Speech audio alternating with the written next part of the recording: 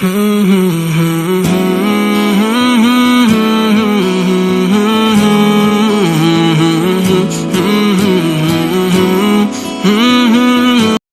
کریم نے صفوں کو سیدھا کرنے کی تلقین کرتے ہوئے کہا کہ مت سمجھنا کہ میں صرف آگے دیکھ رہا ہوں، میں آگے بھی دیکھ رہا ہوں، میں پیچھے بھی دیکھ رہا ہوں، تمہارے رکوعوں کو بھی دیکھ رہا ہوں اور دلوں میں پیدا ہونے والے خشوعوں کو بھی دیکھ رہا ہوں۔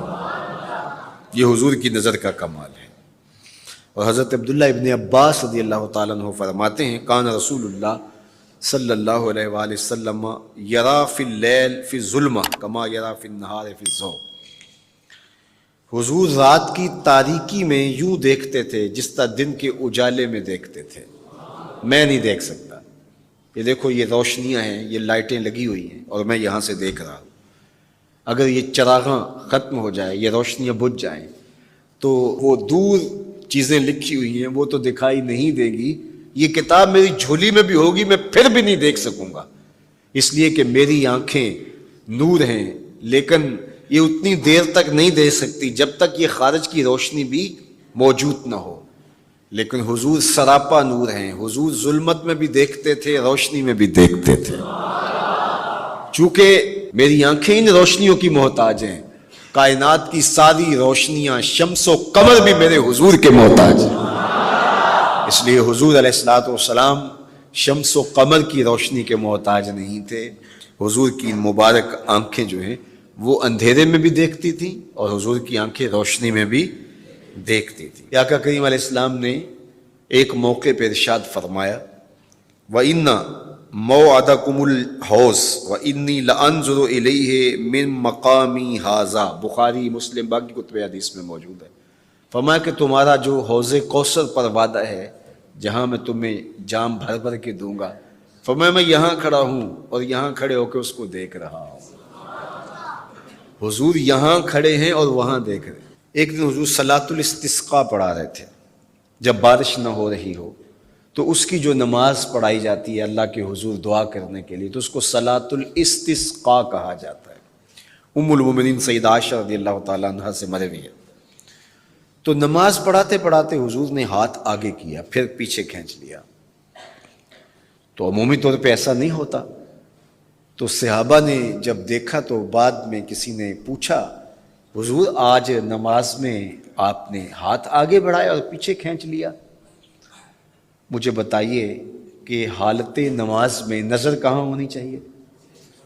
جائے سجدہ پہ ہونی چاہیے نا، لیکن صحابہ حضور کو دیکھ رہے ہیں۔ اللہ اکبر۔ صحابہ سے کسی نے پوچھا کہ تم بتاؤ ظہر اور عصر کی نمازوں میں حضور قرات کرتے تھے؟ کہاں کرتے تھے؟ بخاری میں ہے۔ تمہیں کیسے پتہ ہے کرتے تھے؟ کہا نحن نعلم باضطراب لحیتہ، ہم حضور کی مبارک داڑھی کی جنبش سے اندازہ کرتے تھے کہ قرات ہو رہی ہے۔ معلوم ہوا نماز بھی چلتی رہتی تھی، رخ محبوب کی دید بھی ہوتی رہتی تھی۔ اور اقبال کہتا ہے شوق تیرا اگر نہ ہو میری نماز کا امام، میرا رکوع بھی حجاب میرا سجود بھی حجاب۔ اللہ اکبر۔ تو حضور نے ہاتھ آگے بڑھایا اور پھر کھینچ لیا۔ پوچھا گیا حضور یہ آج نماز میں ایک نئی چیز ہم نے دیکھی، آپ نے ہاتھ آگے بڑھایا پھر کھینچ لیا؟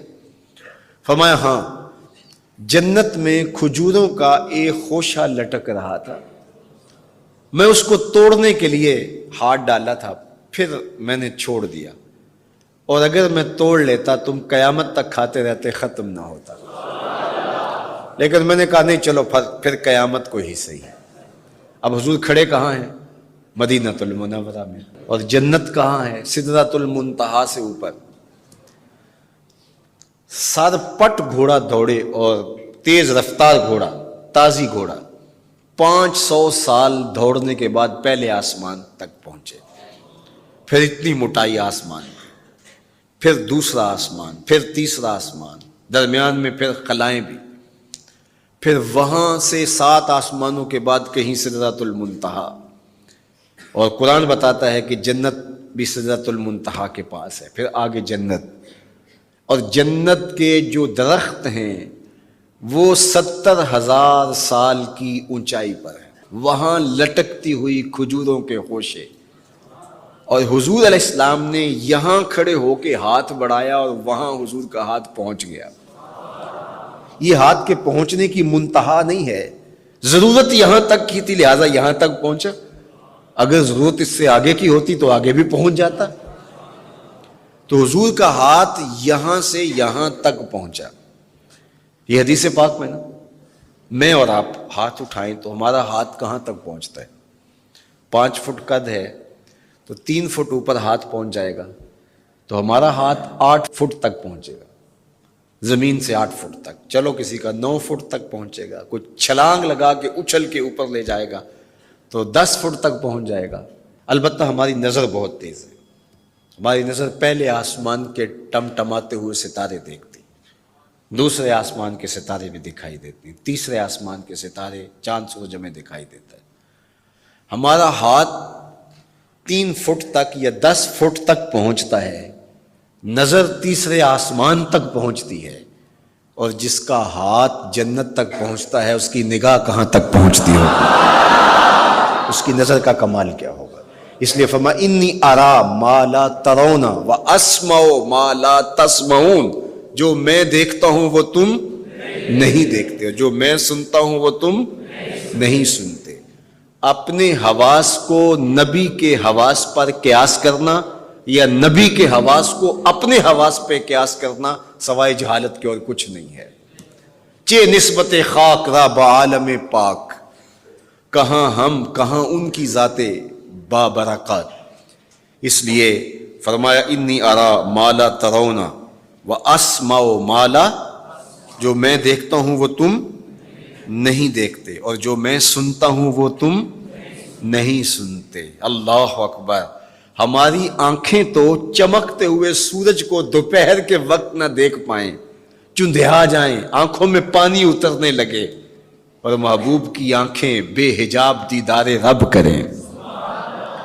اور قرآن کہے ما زاغ البصر وما، آنکھ چندھیائی بھی نہیں اور حد ادب سے تجاوز بھی نہیں.